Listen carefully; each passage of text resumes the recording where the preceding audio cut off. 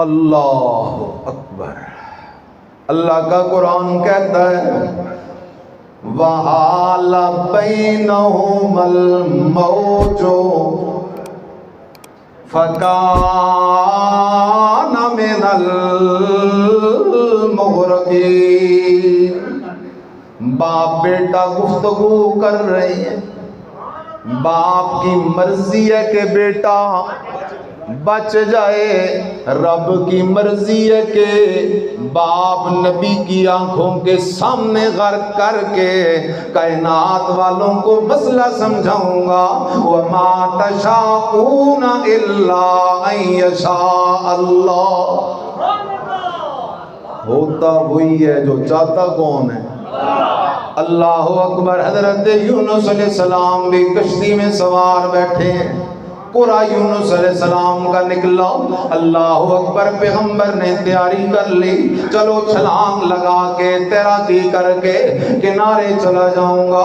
ادھر اللہ نے مچھلی کو آرڈر دیا ہوا ہے، مچھلی جا کے کشتی کے بالکل قریب دریا کی لہروں کے نیچے چھپ کر گھات لگا کے بیٹھی ہوئی ہے۔ جیسے ہی اللہ کے پیغمبر نے چھلانگ لگائی، اللہ کا قرآن کہتا ہے فَالْتَقَمَهُ الْحُوتُ، مچھلی نے اللہ کے پیغمبر کو بطور امانت کے اپنے پیٹ میں محفوظ کر لیا۔ مچھلی پیغمبر کو امانتاً لے کر جا کے دریا کی تہ میں بیٹھ گئی۔ جاگ رہا ہے؟ لا الہ الا اللہ۔ اگر حضرت یونس علیہ السلام کو پتا ہوتا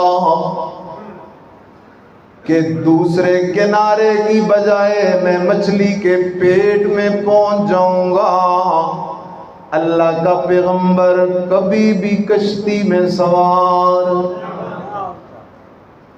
اگر اللہ کا پیغمبر مختار کل ہوتا، کشتی سے اترنے کی ضرورت نہ پڑتی، خود اپنی طاقت سے کشتی کنارے لگا لیتا۔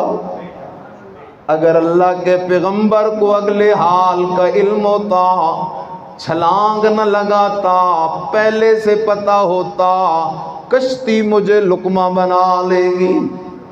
اس لیے خیال کر پیغمبر پہنچ گیا مچھلی کے پیٹ میں۔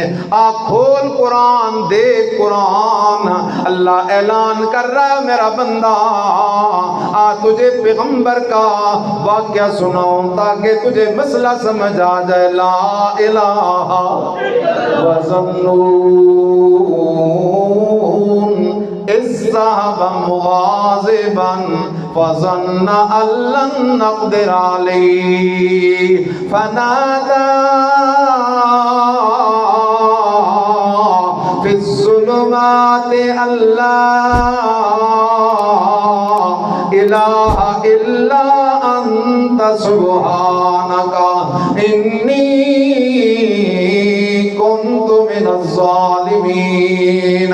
پوچھنا اللہ کے قرآن سے، اللہ کے پیغمبر حضرت یونس علیہ السلام نے مچھلی کے پیٹ سے کسے پکارا؟ اللہ کہہ رہا ہے